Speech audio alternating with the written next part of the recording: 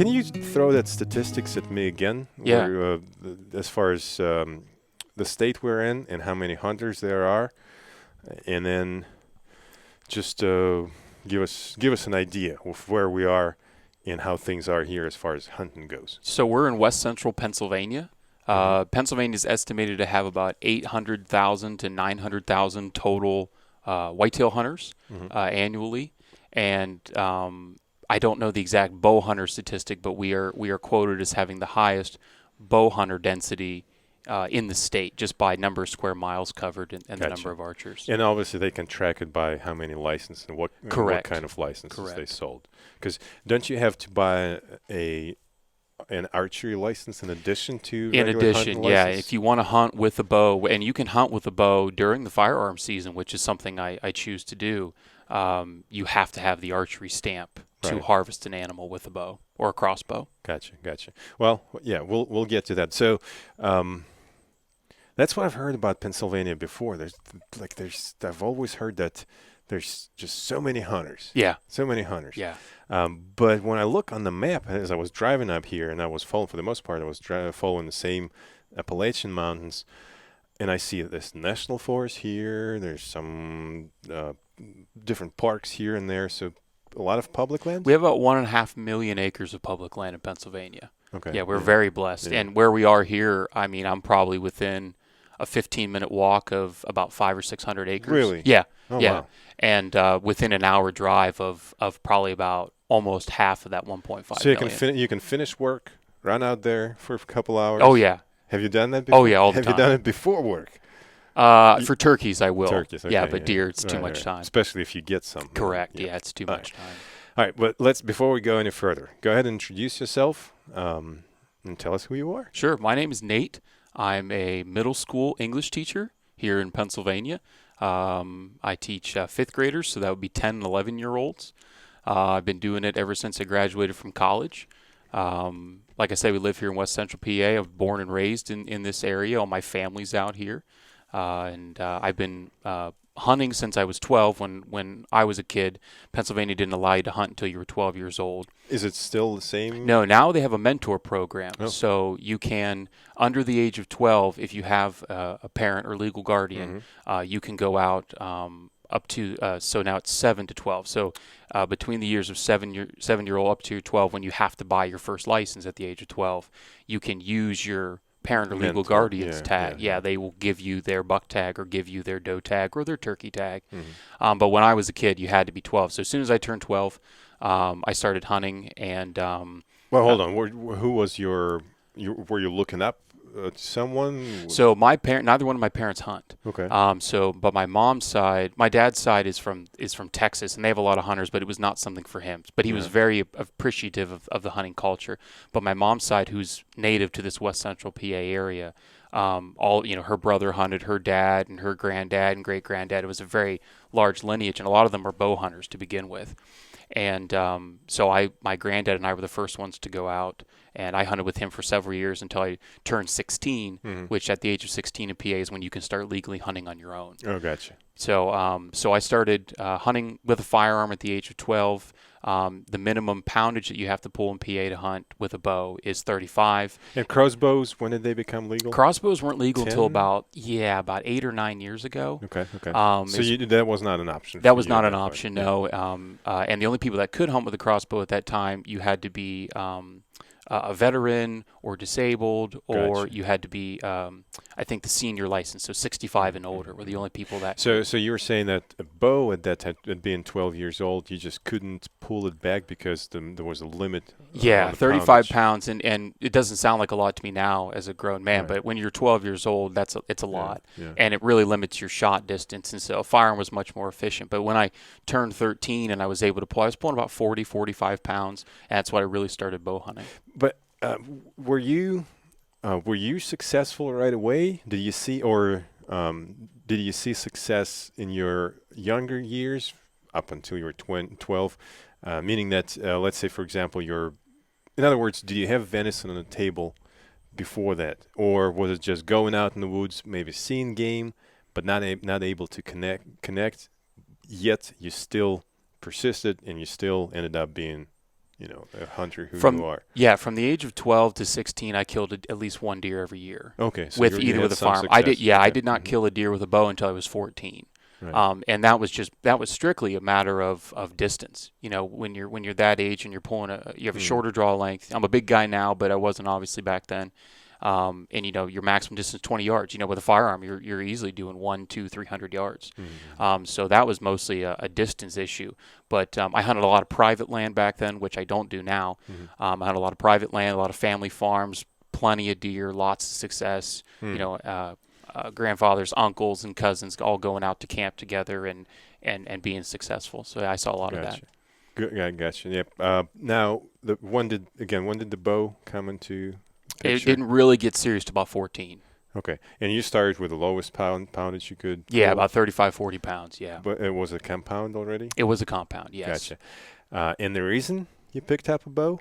My grandfather used to shoot competitively for the major manufacturer Hoyt Okay. Archery, and so he got me into competitively shooting. I was terrible. I was not as good as he was with the bow, but I did start shooting that. I shot for Hoyt very unsuccessfully, but I still had a blast. So you started target shooting first. It was then- combined. Okay, I gotcha. loved taking a bow into the woods, but being able to shoot a bow I lived in an area, a neighborhood where at that time where shooting a bow in my backyard wasn't universally accepted. Yeah. It's just we were just Yeah. too close, and so in order to shoot, you had to go to a local range or something like Gotcha. that. So I did that for a very, very, very short time, but it was still fun. Right. What about archery seasons? Were they established back then, or it was just the open hunting season? And that's No, it? archery seasons have been a staple of Pennsylvania, and they're always the last week of September, first week of October, usually until the first or second week in November.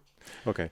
And so tell us, especially for those who are not into bow hunting yet and perhaps are not familiar what an archery season is, early archery season, could you just describe how that works and why they have archery seasons in addition to firearm season? Sure. And why is it separated from a firearm season? So in Pennsylvania in particular, our firearm season, because our hunter densities are so high, they actually do not schedule a firearm or bow season during our peak breeding time for whitetails, Okay. or during During the during the main peak. The archery season, like I said, goes in that early October, late September through the second week in November, and that's where you see a lot of the seek and chase. Right. So you get a lot of action in the woods. Yeah. But the actual breeding happens then between there and then our Thanksgiving. And which you're is saying you're not allowed to hunt? no, there's no season during that. Come Except on. there's All right. they just added a bear season during that time recently. Well, that's just, well, I mean, I want to say it's unfair, but given the high numbers of hunters and poor, deer Yeah. need to do what they got to do in November, I understand that too. But, please come to Virginia in November. Yeah. See, and I mean it, it's just. Our turkey season's the exact same way. They actually delayed turkey season, so it's after the peak breeding time for turkeys as well. Well, again, just due to the numbers, and that makes sense. Yeah. But you're welcome to come out to I just might Virginia. have to. Yeah, no problem at all. So, archery season. So, tell us again. So it starts early. It only allows bows and crossbows and bows. That's correct. Then that closes.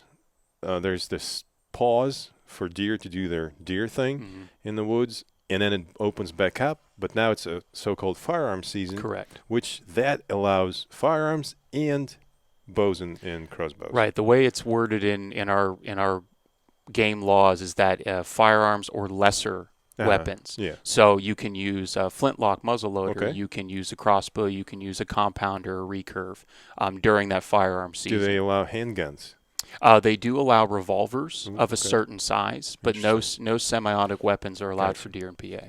So what do you think? Why would they do it that way? That first there's archery season and then there's firearm. Why wouldn't they just do firearm first and pause and then open firearm back up? Pennsylvania is very steeped in tradition Yeah. when it comes to hunting, and traditionally for years, the Monday after Thanksgiving. So Thanksgiving's always on a Right. Thursday.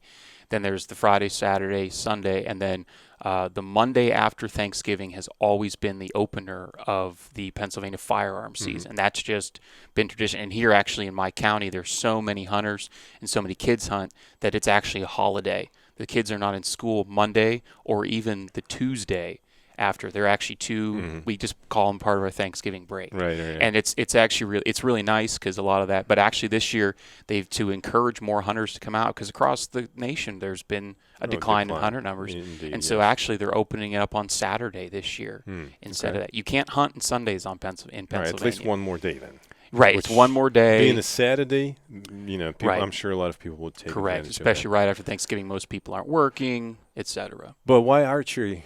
Why do they give this sort of advantage to the bow hunters, by not allowing firearm hunters in the early season part of the season? Yeah, so it's actually funny you say that because about 3 years ago they introduced to get more kids into the woods and allow a lot of the older guys who can't go out during that fire because it's too cold, for a lot of these guys or disabled guys. During the middle of our archery season now, I want to say it's about 3 or 4 years ago, they introduced a firearm season for youth to Okay. harvest antlerless does and also a muzzleloader season to harvest just antlerless deer as well. Right? It's about a 2-week long season, like right in the middle of October. Yeah, so I'm really glad you brought it up. In fact, I'm really glad that they did that because remember I asked you about your first few years of you hunting. Did you have success? And you said yes, you had at least one deer every year. Every year. Which I think that helped to kind of instill this love and passion for hunting. Oh, it did. Because I would imagine if for the first few years you being a teenager, you would have gone with no deer at all for several years in a row, then you'd probably you would have given up. Oh, yeah, because it seems like it always rains and snows and sleets Yeah. on the first day. And so you're Right. sitting there 20 feet up a tree Miserable. and you're miserable, Yeah. you're cold, you're wet, you're wearing hand-me-down clothes, nothing's waterproof. So it was always terrible. So now the state is given this in an attempt to not just bring in but also retain more hunters, young hunters. They're giving them this even an advantage to an advantage. Not only they're allowing to hunt earlier, but they're allowing them to hunt with a gun amidst of a otherwise archery season. Correct. Yeah, that's when an archery season means that there's less pressure on deer, even though there might be just the same amount of hunters out there, right? Right. Just simply because an archery gear is not as loud. The hunters are trying to be discreet. They're not moving as much, Correct. and so on and so forth. So yeah, that makes a lot of sense. Now, you did say something about how schools react to to traditional first day firearm season. I heard somewhere, and correct me if that's not entirely true, that back in the day, talking, I don't know, 50, 60 years ago, which was before you and I were born, but still, you may have heard something. I've read about it somewhere, that the deer numbers were not as high as they are nowadays, and to the point where in some areas, in some counties of this state and other states nearby, there was almost no deer left at all. And so whenever someone, typically a kid, would find a footprint or hoof mark, the deer track, they would run to school and say, "Hey, I saw a deer track." Yeah. And all the kids would just go there and Yeah. look for tracks. And then basically they would shut down the school for the whole day. Yeah. Is that the thing that happened, or it's kind of sort of a legend type? I don't know if I can say that there was a time, at least in Pennsylvania's history, and this is true if you go onto our public land, you can see a lot of mismanaged forest. You can see that the browse line, or where the deer can have access to food, particularly, we have very harsh winters up here. Oh, yeah. The browse line is a solid 8 to 10 feet in the air. There's nothing. It's just closed canopy forest and nothing but you can see. It's a rifle hunter's dream. You can see for hundreds of yards through the woods, but there was From the ground level. From the ground level, Yep. and there was no forage, in particular in that late season, and it was very hard. So there was a time where the deer population had exploded. There was a time where harvesting does was thought very uncouth up here. Mm-hmm. There was a very short. Our doe season for a time was only 2 days long, Mm-hmm. and so very few antlers deer were harvested, and they actually ate themselves out Yeah. of appropriate land space. So, so that was definitely a case where the deer just were really just kind of dying off because of starvation and disease Yeah. and all those other issues. And so about 15 years ago, they introduced, right when I probably about started hunting, they introduced antler restrictions as well. So in Pennsylvania, the whole state, and part of it's a little different than the other part, but the part that I hunt in, an antler deer must have 3 points on one side of his head Yep. in order for you to harvest it. And in some parts, the western parts of the states, it's 4 on one side. Right. So Gotcha. they really increased the buck numbers. The doe harvest, they figured that out a little bit more. And so now, I mean, in particular where I live, I live in a rural suburban area. There's deer everywhere. I mean, we're really blessed up here now that they've kind of figured out the management portion of it. Right. Are you familiar with any methods they use when it comes to actually managing the woods?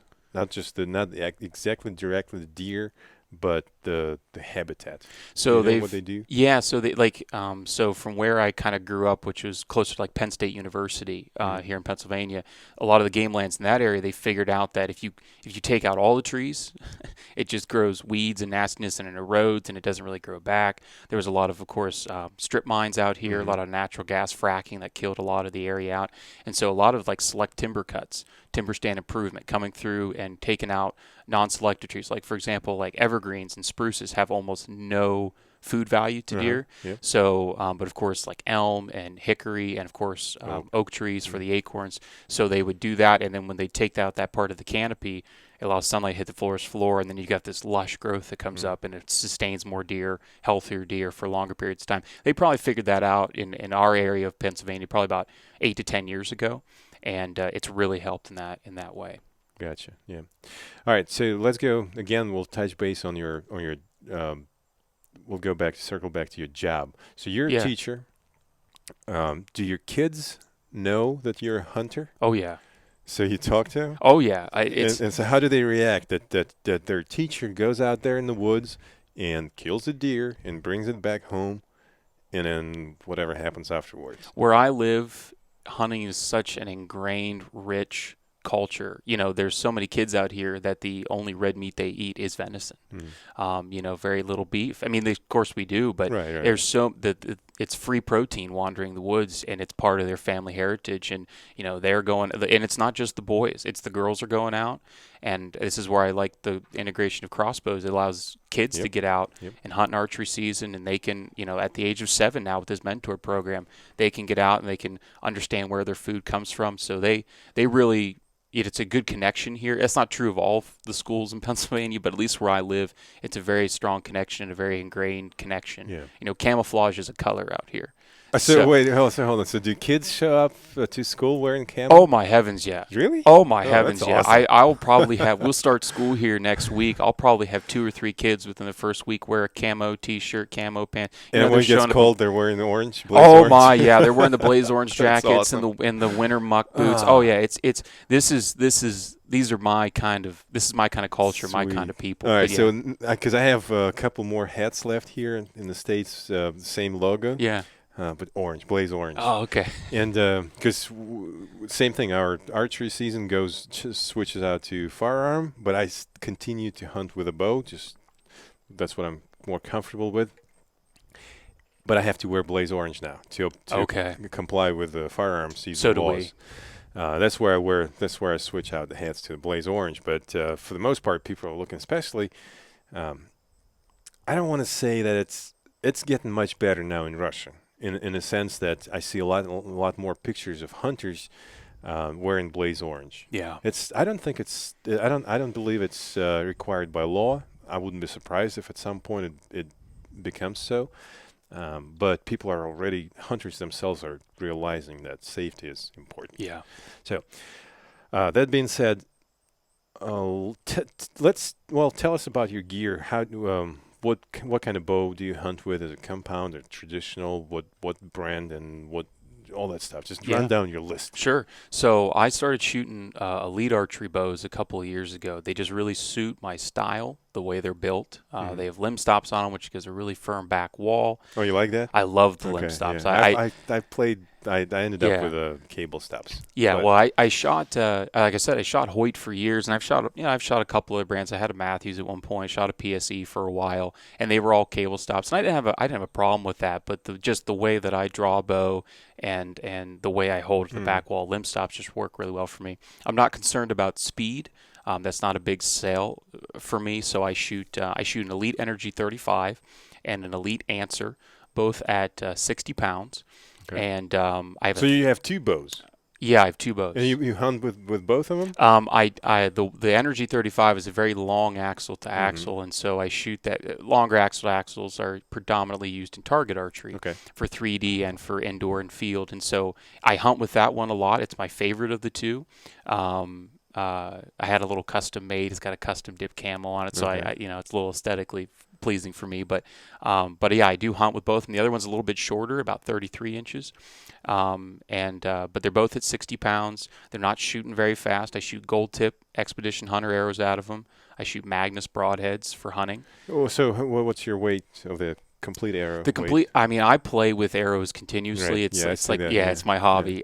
So I sit around 440 grains, and that's just because I have a 31-inch arrow because of my 30-inch draw length, which gives you a little advantage as far as the energy that a lot put into big that. long power stroke with that 30 inches. So I just realized I said something like, I see that because I follow your progress, and it's something we're going to touch on as far as your broadhead choice and how it's been evolving.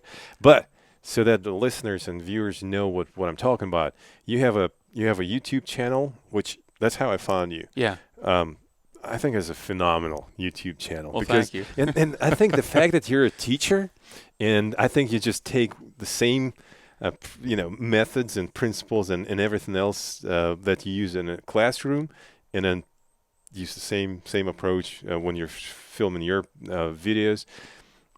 I love it. I love making it. You deliver the message in a clear way that everybody understands. Yeah. And it's just thank you. Anyways, enough of that. So let's get back to that. But no, that's true though, and needless to say, there'll be links in the description. All right. That's obvious. But anyways, so 440 grain. Yeah, about 400. Yeah. It floats between like 425 up to like 500, depending on kind of what I'm fiddling with point weights and that sort of stuff. So what speed do you end up with roughly? Right now, the setup I'm running this year, it's probably about 270 feet a second. Ooh, that's not bad at all. No, it's not. It's not quick, but again, that's that long draw length that really helps me out there. Yeah. All right, broadheads. Oh no. Let's talk about arrows. One more thing.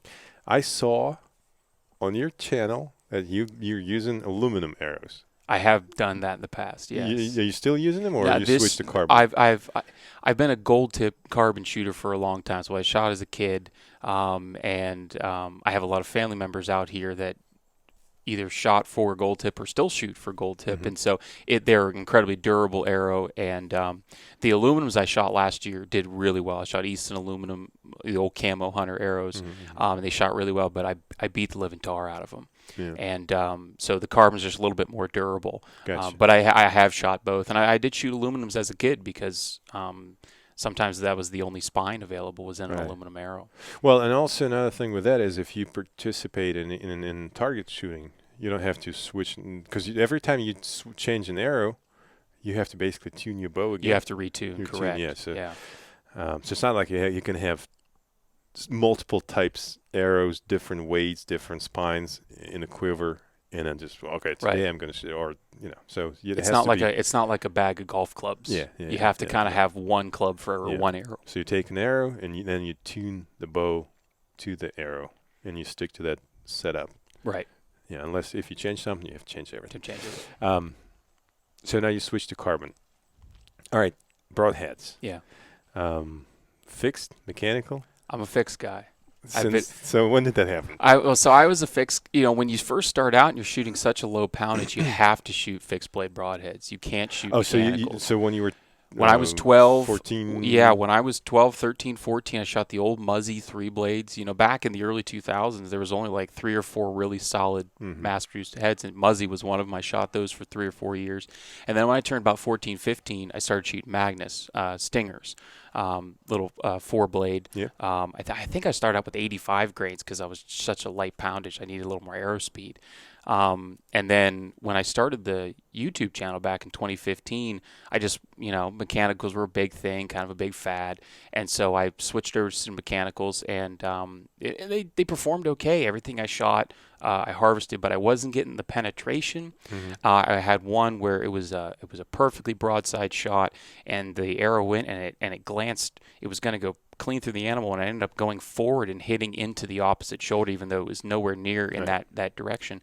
And so I didn't get a pass through. So I was upset with it.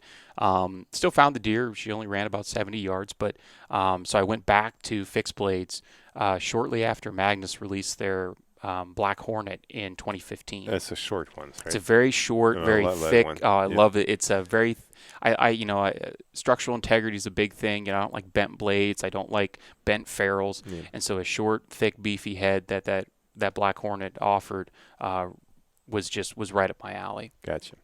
Well, thank you so much we're not done yet. Yeah. But I do want to say thank you for telling us this story where you had not ideal penetration on a deer, because that would have been my question. I would have put you in a spot, because this is how I don't want to use the word evolved, but this is how let's just say switched to fixed broadheads, because I started with a crossbow and then switched to a compound bow. Didn't know anything about tuning. Yeah. So obviously I went with a mechanical expandable. Later on, I found out what tuning is. I was pretty much immediately switched to fixed blade, because at that point, by that time, I already saw multiple my own shots, other people that were with me. I used to guide for a little bit. Okay. So I've seen people shooting deer and getting terrible penetration. Yeah. With mechanical broadheads, out of powerful crossbows too. So at that point, I started doing some research, and everyone's saying, well, you want penetration, go with a fixed blade. So I did. Then the arrow flight was terrible. It was just all over. So I started thinking, well, something's not right. So then I found out how to tune a bow. Yeah. And next thing I know, I go to different archery shops, and I'm trying to figure this out. And they would tune a bow, but they would tune it to how they feel it's tuned. And it still wasn't quite right for me, right? So I had to end up getting my own press. Yeah. And ever since, life's been great. Yeah. I love it. It totally changes the game. You feel like you need to fix everything, even if it's not broken, when you have your own bow press. Yeah. But there's a downside to it. And so I wonder if you'd agree with me on this one. I have a bow press. I love it when I have bullet holes. I know when I'm getting good groups with broadheads. But then something changes. I decide to play with the draw length, change it by an inch. And at that time, I have a hunting buddy of mine. He's on a podcast quite often. And it just so happened that he borrowed the press at that, because we have one press for both. I would not go hunting because I know that my bow is not 100%. Yeah. And I would wait for him to return the press, and then I would set it up, and then only then I would go hunting. And it drives me crazy, but I can't. And I know it's not perfect. I know I will still hit a deer for 20 yards. Yeah, the arrow's going to go and not going to be perfect, but we're talking minute change there, imperfection.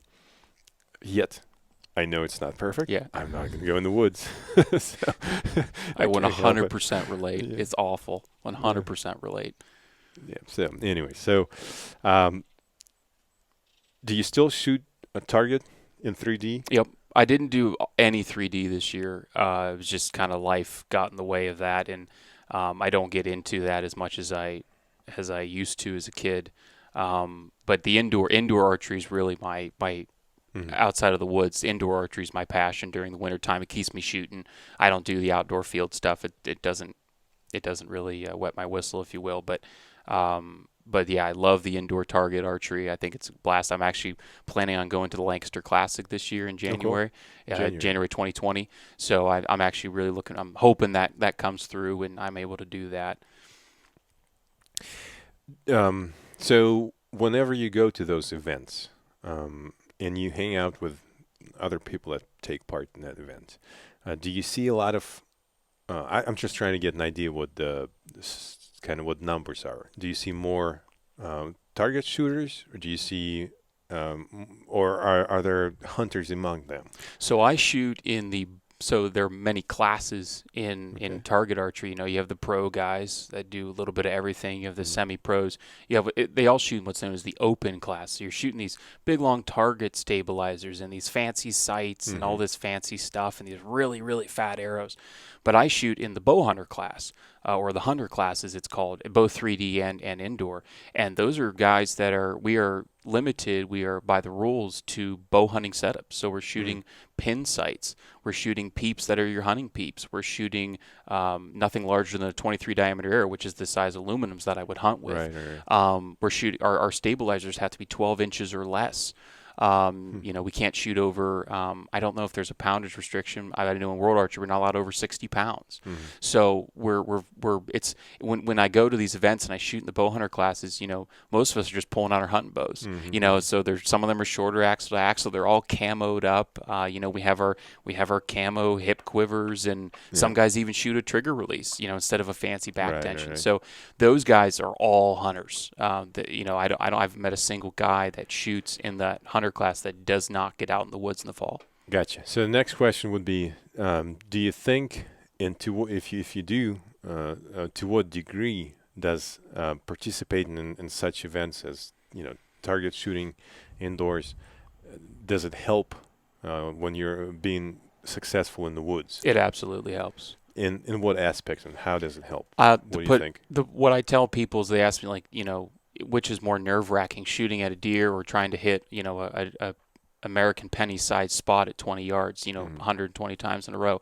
I tell them I would rather have a buck in front of me shaking so bad Mm. because that's how, like, in terms of the preparation, hitting that gold spot over and over and over again is so much more rigorous and so much more nerve wracking to me Especially if competing. we're talking you competing again. Yeah, Exactly. competing, and Especially if you're getting towards the finals or you're in the whatever. finals, they're Yeah. potentially, you know, I shot in a shoot last year where I ended up winning the hunter class and there were several $100s on the line and you're trying to you're Yeah. trying to hit the spot. You know the guy next to you is just as good, if not better than you. He's doing the same thing.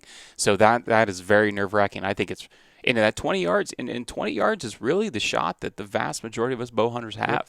You know, we practice out to 40, 50, but that 20-yard shot, if you can execute it in that high pressure situation, I find I can execute it in the woods. So, uh, participating in those tournaments helps you maintain control, mental control, and so when a deer shows up, um, you have a better chance of not losing it completely. Correct. Yeah, just that 'cause buck you've been- fever. Buck fever. Yeah. You've been there before. I remember as a kid, the first time you see a deer and that buck, even if it's a doe and that buck fever sets, you've never had that experience Mhm. before, and your every muscle in your body is spasming. Yes, and when it's all over, you all of a sudden you feel like you've been working out because your body aches. You're sweating. You're all of a sudden really cold, Right, even if right. it's 80 degrees outside in October. And if you've never experienced that before, or if you forget, I think that was the thing before I started shooting target really hard, was that I'd forget. I'd forget. Like, you can practice, you can go run around your yard, do push-ups, get yourself shaky, but that competitive moment or that moment in the woods, you cannot replicate it outside of those for situations. sure. Yeah. So, is it safe to say? Is it fair to say that it's the same exact thing that you're experiencing when it comes to buck fever, or when you're at the finals shooting up? Yeah, against for me, the way my body and mind reacts, it's Mhm. the exact Yeah. same So thing. it's same for me. Although I never participated in any kind of archery tournaments, but I did participate in some sports professionally, competitively, and I know it's for me it's the same thing. Oh, yeah. And you can make some silly mistakes, and then not even realizing that you're making those mistakes, Correct. although you've practiced. Yeah. Anyway, so um, Well, I'm glad you said that too, because you're kind of one step ahead of me. Because I thought you would go over through this whole staying in shape and keeping your muscles in ready throughout the off season. But you went because that's true too, right? Oh Because yeah, yeah, it's so 100% true. yeah, but what we just discussed, the mental game is just as important. If Just not, as important. yeah, You can lift all the weights, you can do all the elastic reps you want, but the yeah, mental game is I'd say 80% of the archery. yep. All right, so there's tons of questions I wanted to discuss with you, and most of them I might have answers, but I know that our listeners are curious, and not all of them hunt. We have people that are into archery, 3D target. We have people that are hunters, but they never, held a bow in their hand. So there's multiple different people coming from different walks of life, and they would love to know about, more about your setup. How do you get up the trees? Where do you keep your bow? How Yeah. do you not forget your release? Yeah. Or do you forget your? No, I always pack an extra. Oh, you have. Yeah, I Oh, always okay, have a there you go. spare. All right. Um, well, obviously, we wouldn't have. We'd end up talking for a week straight, Yeah. probably, just to cover some fraction of that, because it's. But I do still, because this is just becoming more and more popular, and in Russia, it's becoming more popular. I'm talking about the saddle hunt. Yeah. So you knew I wouldn't be able I to. knew. Yeah, this was gonna come up. So tell us. So have you practiced? Have you shot a bow from out of a I saddle? have shot out of a saddle. I filmed a little bit out of a saddle. Yeah, I'll never forget at ATA when you came up to me and we Mhm. started talking about it. And you're like, "Oh, I hunt out of a saddle." I'm sitting there thinking, like, I'm never getting in a saddle. Like, Yeah, I'm I was never the gonna, same way. I'm never gonna do it. Um, and so this year, I have a good buddy of mine who's also here in Pennsylvania. He lives about 40 minutes away. And he also has a YouTube channel, and I found him, and we started talking, we started hanging out, and we hunted turkeys this past spring together, and we're like, hey, why don't we try to get some deer hunts on film together? And Mm. so I'm sitting there thinking, like, I have a hang on, I have an XOP hang on, and that's how I do my run and gun setup, and I'm like, how are we going to do that? And then he doesn't have a hang on, how are we going to get up this tree together? And I started thinking, I was like, well, what if I shot out of his saddle and he filmed out of the tree stand? Mhm. And I'm like, nah, it's not going to work. And so, but what to preface it even more is back in March of this year, I herniated a disc in my lower back, and I was Mm. in a lot of pain. And then it happened again here at the end of July. Mm. And so, sitting for me for long periods of time, like in a chair, in a couch, or something like that, gets uncomfortable very Mm. quickly to the point where I know that I could injure myself again. And so, the idea of being in a saddle where I can still kind of sit upright, but I can lean out from the tree, put weight on my feet, kind of like Yep. I'm standing, and transfer that load really was appealing. And I can't sit still. I Mm. really, Yeah. I can't sit still for hours at a time. So to be able to kind of change positions, move a little bit, got a little bit of sway if there's a little bit of Yeah, because wind. in the saddle, because we have this bridge that slides, left Yeah, and right you can easily. twist. You can turn. Yeah. And yeah, that part And is so great. I just do I followed Garrett on DIY Mhm. Sportsman, and from years ago he had a sit drag set up, and so I did that. I was already planning on getting a rock harness anyway. I've been using the tether that comes out of out of Mhm. your shoulder blades, and since I'm so tall, I had to put it up at a certain height, then it'd be too tight when I sat down, and so I've always Mhm. fighting it with my elbow. Mhm. I Mhm. said I want to do a Same rock. thing. Yeah. Yeah, I want to do a rock harness anyway to get it around my waist and get it out of the way. And so I was already 60% of the way there. I already had all these ropes and everything. And I was like, well, I'm going to get the sit drag and see how it goes. And oh my gosh, I sat it in the first time, Yeah. and it was a complete game changer. And I don't see myself leaving that setup anytime And how soon. light and how compact this is. I can when fit you- everything into yeah. a backpack, sticks and all, and like I said, it's a game changer. It's going to be really nice. Yeah. So I should have brought my wild edge steps to show you. Yeah. Halfway up here, I was like, oh man, I should have brought it. I forgot. That's something that you might want to look into at some point.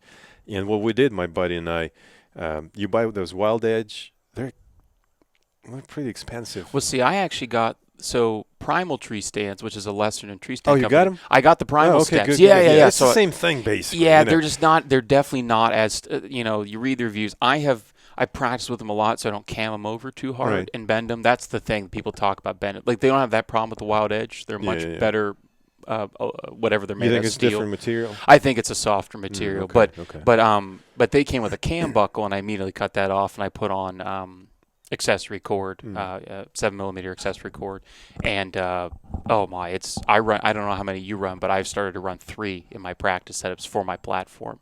I don't know. Do you stand Oh on? no! I don't. I use a Predator Oh, you use a platform. Predator platform. Oh, so do you use the Wild Edge to get up the tree? Yeah. Okay. I use four steps, and what do they call it? Aider. Aiders, So yeah. basically, it's a rope ladder, Yeah. with a carabiner. So I put one step as high as I can reach, Sure. so, which is like 2.5 meters, which is, I don't know, 8 feet, Yeah. something like that. Then I get my aider, or the rope thing, click it, climb up. Then I stand on the first step, and I put the second step up high. Then I put that carabiner again, climb up. So the first one is 8 feet. The second one's 16 and then feet. 24, 25 feet. So Yeah. 3 steps takes you up 25 feet. Did you make your own aider? No, I bought it Amazon, $40. So it's like a black diamond Atria. Yes, that's Okay. exactly what it is. Okay. Yes, yes. I thought about doing that. For me, like I run aluminum climbing sticks. They're made by API. Yeah, I have Lone Wolves. Yeah. they're I thought about the I Lone love Wolf. 'em. I just don't like the offset step. I Mhm. like the 2-step. I mean, you got big Right. feet too. I just like, big hunting boots in the cold weather. I need 2 feet for that. So I use that. And since I have the long step, I have a fixed aider on the first step. I get about 17 feet, which here Oh, for yeah, the it's- areas that we hunt and some of the mountainsides and the river bottoms and the saddles, you only need to get about No, 17 in fact, you don't. feet. When I say 25 feet, that's too much, really. Yeah. Yeah, because you're way up there. Yeah, there's no way deer will. Well, in the end of the season, they still see you. Yeah, because they yeah. learn to look up at that point. Yeah. But it's still too much, because by the time the deer gets to you, to where you, because of the branches and everything else, where you can actually see it and be able to shoot it, the angle is just too. It's way high. Yeah, it's way high. Yeah. So there's the odds of hitting just one lung. It's too high. So yeah, going up 20 feet is great, but you really to a point where you really don't want to do that. Yeah. But still, being able. My biggest thing though is, I'm hoping that soon I'll be able to travel to Russia and bow hunt there, which means that I'll have to take my bow case, which is fine. It is what it is. You have to travel with a bow case. Yeah. But then, imagine bringing your tree stand or even sticks, and it's a lot of weight. It's extra luggage, extra money spent, too much headache. Now with the saddle, but this size, Yeah. The whole thing weighs about nothing. 8-10 pounds. Yeah. Everything combined. 4 steps, and then that aider. The only thing is that Predator platform, but it's also aluminum. It's flat. It folds in flat. It's not that huge, but it's so stable. Yeah. Yeah, I love the fact that it's so stable, and I can move around all, left and right. I can put pressure on each side. Right. It would not move. It's just so stable. So, and yes, it was expensive, but You're doing a lot of. I mean, how many sits are you? I mean, you have a long season. Like how oh many yeah, sits no, are you probably I spend doing? over 100. I go out over 100 times. A Yeah. year. See, I have. So I think last year I had 6 total hunting days. okay. Yes. Total of Yeah, 10. okay, total of so- 10 sits. I think All for right, me so come last November, you got to Yeah. come down. Yeah, it's a must. So yeah, anyways, yeah, cool. year. And then come November, because school starts when next week for you. Yeah. School starts. Yeah, next Tuesday for me. Gotcha. And then. I'm flying out to Russia next month. In fact, 3 weeks from now. Okay. I'm picking up 2 puppies, bear Oh, dogs. my. Yeah. You mentioned that you have bear. Yeah, oh yeah, season we have here. a lot. We have a lot of. Are you bear up allowed here. to hunt them with hounds? No, we are not allowed Yeah. to. We just recently. The only thing you can do with dogs out here is run raccoons. Okay. Well, You can it's do fun too. raccoons. You can tree raccoons out here, and we are allowed to use them for blood tracking Gotcha. on a head And animal. waterfowl probably too. Yeah, and of course Yeah, yeah, waterfowl yeah. for retrieval Right, right. purposes. Yeah. Yeah. So Virginia, South Virginia, same Appalachian Mountains. It's an old tradition. Going further south, North Carolina, that's Yeah. where the Plott family comes from, and Plott hounds come from. So that's as strong as it gets as far Yeah. as bear chasing tradition. So I looked into different American, let's say American hounds, which there is a such thing as an American hound. Oh, yeah. And then there's Plots. There's all kinds of 6 or 5 different major breeds. And I was like, I'm just gonna go to Russia and get a Yeah. Russian hound, and that's what I'm doing. So I'm bringing 2 dogs back. If all goes well with customs and everything, it should go well. I've done a lot of research. Should go well. Anyways, so I don't know how we got sidetracked. I don't talking know. about bears, but we went from saddles to bears. yeah. Anyways, that's it. I think that's it for now. Okay. November, I'm expecting you to show up anytime. Anytime. Whenever. And then we'll do another podcast. We'll probably go a little more technical into deer hunting specifics. Yeah, I'd love to. Strategies and everything else. So how you call them. All those things. Yeah. Which, again, our listeners, being that there's no white-tailed deer in Russia, they might say, well, we don't need that kind of information. But the reality is deer is a deer is a deer. They're all different. But yet, there are certain things that are so similar. They're all mammals. Yep, they're all mammals. They all grow. Their testosterone level goes up certain period of time of year. They act. They start chasing females. Yeah. You can take advantage of that. So there are a lot of similarities. So if we talk about our whitetail hunting experience with a bow, how they can duck an arrow. There's so many things. How they use their nose. So many little intricacies. Yep. And so, there's a lot of cool stuff that we can discuss. Anyways, thank you so much. Thank you, Alex. Appreciate it. Oh, no. One more little thing. Sure. Tell our listeners, especially those that are considering getting into bow hunting, give them some kind of perhaps an advice or some words of encouragement or something. So what would you tell them? You can 100% do it, and do it with a bow. And it could be frustrating to get an animal in range, and it can be frustrating to have that first interaction, or where they get an area where they can smell you and all that, and just don't be hard on yourself. You can definitely do it with a recurve. You can do it with a compound. You can do it with crossbow. But once you start doing it and you start understanding how those deer start interacting at those closer distances and how you can set yourself up for success, it's not nearly as hard, and it's definitely doable. Like I said, we have people harvesting whitetails in Pennsylvania shooting 35, 40, 45-pound recurves, compounds. The crossbows are becoming more and more popular, but that does not mean that you need to have a high-powered bow to do it. And learn from the people around you. Target archers know just as much as hunters do here, at least in Pennsylvania they do. Talk to the people that shoot bows, that understand the woods. You really can do it. It's not as difficult as it might seem. Sure, there are different nuances than compared to hunting with a firearm, but once you catch the bug, it's hard to get rid of the disease. The reward is just knowing that at least here in the States, of course, we have the very rich heritage of hunting with a bow and arrow just in general, and just knowing that you've taken a part of that history and you've become a piece of that as another long line of lineage of archery hunters, it's really something special. Have you ever found stone points? Oh yeah, they're very common out here. Lucky you. Yeah. I'm digging a trench right now because I'm putting the fridge in the backyard in a shed. I'm hoping I'll find some. Let's find some sharp rock. Just pretend. I found it. Yeah, just pretend. Just nap it. Just nap out the flint in your own shed. It's totally prehistoric. One day I'll find one too. That's my life will be complete when I find one. A stone arrowhead. Yeah, that'd be so cool. Thank you again. Hey, it was my pleasure. Right. Anytime. All right.